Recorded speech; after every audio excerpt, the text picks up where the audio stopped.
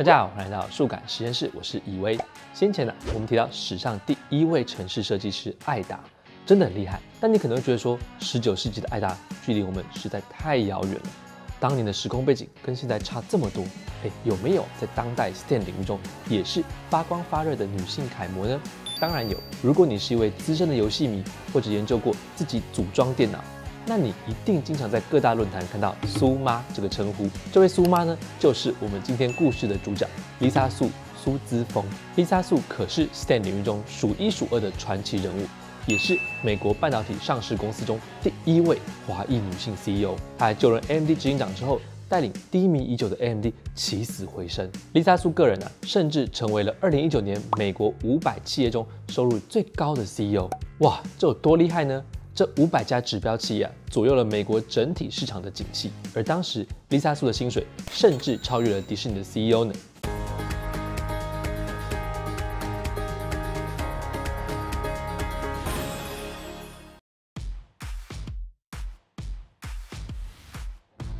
要组一台好的电竞电脑呢， CPU 跟显示卡是很重要的零件。近年来相较于传统大厂 Intel 跟 NVIDIA， 有不少玩家呢会改选 AMD 的产品，一样有着优异的性能，价格却又更加经济实惠，用更少的预算就能组出性能优异的电脑，这太划算了。也难怪许多网友会在 AMD 相关的文章下面留言：苏妈真香，苏妈超正，苏妈我不想努力了。而且不止在台湾哦，南韩的游戏爱好者也是把 Lisa Su 奉为大神。有网友就发现，在游戏《星海争霸》中，狂战士所发出来的语音很像是在念他的名字 Lisa Su。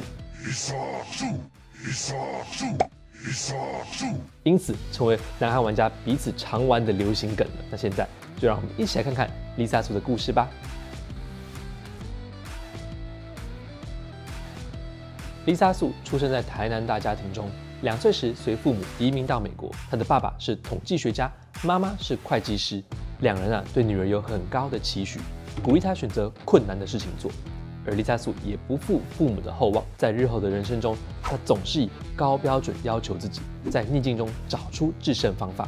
Lisa Su呢，从小就展现出对理工的好奇心。10岁的时候，她看到哥哥的电动遥控车突然不动了，以他们家经济状况，她完全可以扔掉坏掉的玩具，再买一个新的就好了。但Lisa Su却选择了困难的做法。她决定动手拆开遥控车，看看车子到底为什么故障。一拆开，观察内部的组装，才发现原来是里面的线路松脱了。那爸爸看到他对研究遥控车的机器结构很有兴趣，干脆买了一堆遥控车让他来拆，尽管拆。他花了许多时间去研究这些精巧的电动玩具车，将它们真的一一拆解，重新组装回来。日后回忆这段时光，Lisa Su就说，知道怎么样把东西组在一起，并且能够让它运作起来，这是一件很美好的事情。学生时代 ，Lisa Su 的成绩非常好，不止中学跳级1年，高中还直升纽约市区的明星学校布朗克斯科学高中。那你可以想成，它就是纽约的北女跟建中啦。该校一共有7位校友获得诺贝尔物理学奖，1位获得诺贝尔化学奖，2位获得电脑科学领域最高荣誉的图灵奖。漫威在翻拍《蜘蛛人返校日》的时候 ，Peter Park 所就读的中城高中，就是以布朗克斯科学高中作为背景。那饰演蜘蛛人的演员汤姆·霍兰德，他为了更深入了解 Peter Park 理科天才的角色设定，还曾乔装到这所高中，到课堂旁听，体验天才学生们的日常生活。在这么优秀的高中就读，身边同学个个都是精英。这样的环境下，Lisa Su燃起了熊熊的竞争心，让他进一步去追求数理领域的卓越表现。Lisa Su的学业表现很好，但他思考可一点都不呆板。在高中的时候呢，参与了学生会长的竞选，他很敏锐地发现大家根本搞不清楚参选人有谁，也对参选的政见不太感兴趣。在投票的时候呢，大多是凭着印象跟直觉来决定。那也许是继承了妈妈在商业领域的才华，Lisa Su想出了行销自己的绝佳方法。她办了一场盛大的活动，但入场票券不能付现，只能使用支票购买，而且支票抬头必须写上她的名字 Lisa Su。这个行销手法相当成功，让 Lisa Su 在参加活动的学生之间留下了深刻印象。她也因此顺利当选学生会长。虽然这个做法听起来有点讨价包，但这个行销手法能够成功，追根究底也是因为 Lisa Su 办了一场成功的好活动，才能在学生心中留下良好的印象。1984年，在丽莎素15岁的暑假，她到了知名的摩根士丹利证券实习。实习期间呢，她写出一款股票自动交易程式，让电脑设定安全的跌幅范围，一旦股票跌破区间，就会自动卖出。虽然呢，这种自动交易机制在现在相当普遍，可是，在1980年代还是很罕见的。3年后，美国遇上道琼指数单日暴跌500点的黑色星期一，那多亏了丽莎素撰写程式，电脑及时抛售了大量的大跌股票，减少了亏损，那也让带着丽莎素实习的股票交易员逃过一劫。丽莎素在16岁的暑假一样过得丰富多彩，她每天呢一大清早就出门，赶着去汉布什尔学院参加 HCSSIM 数学夏令营。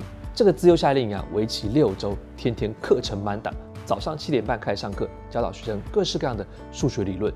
下午则透过各种游戏跟运动来体验数学的应用。暑假结束后，他把自己在营队中获得的收获跟想法写成论文，入围了西屋科学奖，这个专门颁发给优秀高中生的奖项。他甚至曾经被老布希总统称为科学界的超级杯。许多诺贝尔奖的得主呢，在高中时候也拿过这个奖项。这个就好比台湾的万宏科学奖，或者是邱成桐数学奖，是非常高的荣誉。即使只是入围，也是莫大的肯定。从这里也就可以看出，丽莎素真的很会活用数学。丽莎素的顶尖数理成绩让她可以爱读什么就读什么。那在这种情况下，许多人通常会选择攻读医科或者成为科学家。丽莎素呢，则选择了麻省理工学院的电机系。这倒不是因为她当时多热爱电机，而是因为她想起父亲鼓励她多尝试困难的事物。电机系学的是最难的，那就念这个吧。这个柿子专挑硬的吃的精神真的很令人敬佩。她在大学时期参与了一个与晶圆相关的研究计划。他很惊讶说，小小的半导体竟然能有如此庞大的创造力。他仿佛看见了半导体产业未来的样子。后来，他一路在麻省理工读到电机的博士，都是在研究半导体。实验室研究的过程中呢，他发现，我不必是最聪明的人，但我必须成为能够解决问题的那个人，才能够凸显出我的价值。丽莎素在 IBM 工作时，当时晶片多半使用铝作为导线，但丽莎素想改成铜晶片。她以求学阶段培养出来的解决问题能力，克服了当时还不成熟的铜制程技术，成功设计出新晶片，效能比原本快了近2成。之后他获得了 IBM 内部创业的机会，跟 Toshiba 和 Sony 合作，设计出 Cell 微处理器，成为了 PS3 主机中所使用的技术，让 PS3 的效能比 PS2 还要好上1000倍，而且同时能处理3D 影像跟音效。那 PS3 里面所使用的显示卡，后来还应用于高速的医疗显影。她因为这件事情被人们称之为游戏女王所以我以前玩的 PS3 其实也要谢谢丽莎素了。她在电玩游戏方面的贡献可不止 PS3。丽莎素加入 AMD 之后呢，她请公司的资源开发出价格既亲民、效能又好的 Ryzen 系列 CPU， 打破了由 Intel 垄断的 CPU 市场。CPU 在游戏中和显示卡的角色一样重要，越高阶的 CPU 就越能呈现出越丰富细致的动态画面，让游戏更加拟真，并且同时显示出更多角色的动画。也因为丽莎素让玩家能够买到高 CP 值的 CPU， 她的名字在韩国游戏圈中可说是如雷贯耳。只要看到丽莎素的文章，底下留言都是一片赞声。像有韩国 YouTuber 就有介绍说，南韩网友称赞丽莎素说，她的美貌根本掩盖住她的实力，让人第一眼没办法看出她居然是这么厉害的人。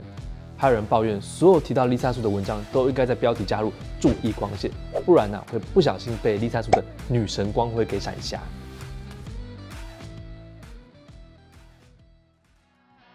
那丽莎素究竟是如何带领 AMD 走过低迷，在 Intel 跟 NVIDIA 之间开出一条大路的呢？丽莎素是在2012年被挖角到 AMD，2014年她接任 AMD 的执行长。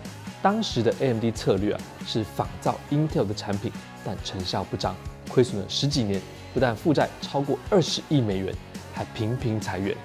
外界认为AMD 即将破产，感觉就是走到穷途末路了。一般人看到这个烂摊子，肯定不敢接。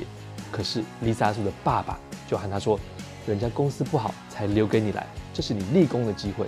而他也欣然接下重责大任，又来挑硬柿子了。他一上任就提出了5%的原则，他解释背后用意，定出50%的成长幅度，听起来最好，可是却像是在追求一个不可能的任务。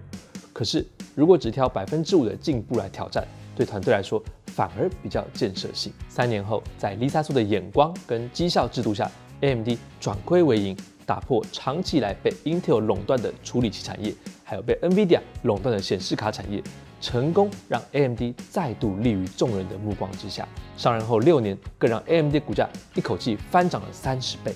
而在2018年底，Intel 遇到一连串危机的时候，Intel 的主管甚至表示说，如果 Lisa Su 愿意，非常欢迎他来担任 Intel 的 CEO。可见连 AMD 的竞争对手 Intel 都相当欣赏 Lisa Su 的能力。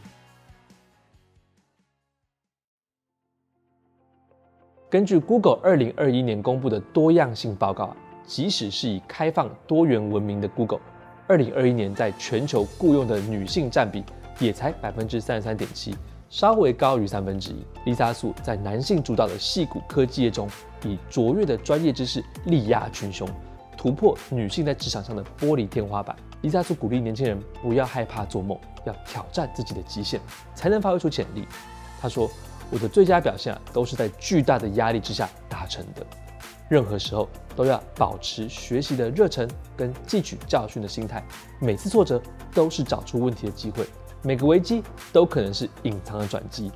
分享问题，挑战那些大家觉得棘手状况，自己的能力就有机会被众人看见。”这个其实和我们数感实验室很强调的成长型思维有着异曲同工之妙哦。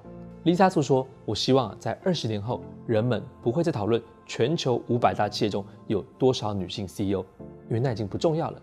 企业的领导阶层自然而然应该是要由最有才华的人来担任。”那以上就是关于 AMD 执行长 Lisa Su 的介绍。如果还想要看到更多因为数学在各个领域成就不凡的故事，欢迎订阅我们的频道，并把影片分享给你的朋友们吧。数感实验室，我们下次再见喽，拜拜。